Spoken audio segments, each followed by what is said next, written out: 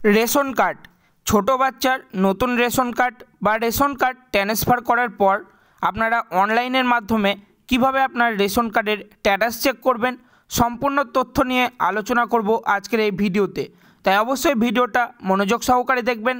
আর Khokon online YouTube চ্যানেলটি subscribe না করে থাকলে সাবস্ক্রাইব করে নোটিফিকেশানটি অল করে রাখবেন। রেশন কার্ডের স্ট্যাটাস চেক করার জন্য গুগল ক্রোম ব্রাউজারে রেশন কার্ড লিখে সার্চ করব।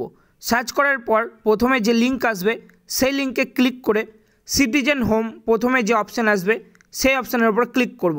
তারপর রেশন কার্ড রিলেটেড কর্নার অপশানের উপর ক্লিক করব। তারপর আপনারা সার্ভিস থ্রু অফিস অপশানের উপর ক্লিক করবেন। তারপর অনলাইন অ্যাপ্লাই অপশানের উপর ক্লিক করবেন। অনলাইন অ্যাপ্লাই অপশানের উপর ক্লিক করলে আপনাদের সামনে একটি ড্যাশবোর্ড আসবে।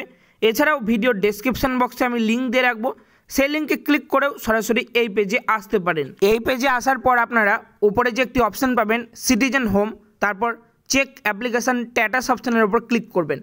তারপর আধার কার্ড বা মোবাইল নাম্বার সিলেক্ট করে আপনার আধার কার্ড বা মোবাইল নাম্বার এন্টার করে সার্চ অপশানের উপর ক্লিক করবেন। ক্লিক করলেই আপনার রেজিস্টার মোবাইল নাম্বারে একটি ওটিপি আসবে, যেটা আধার লিঙ্ক আছে।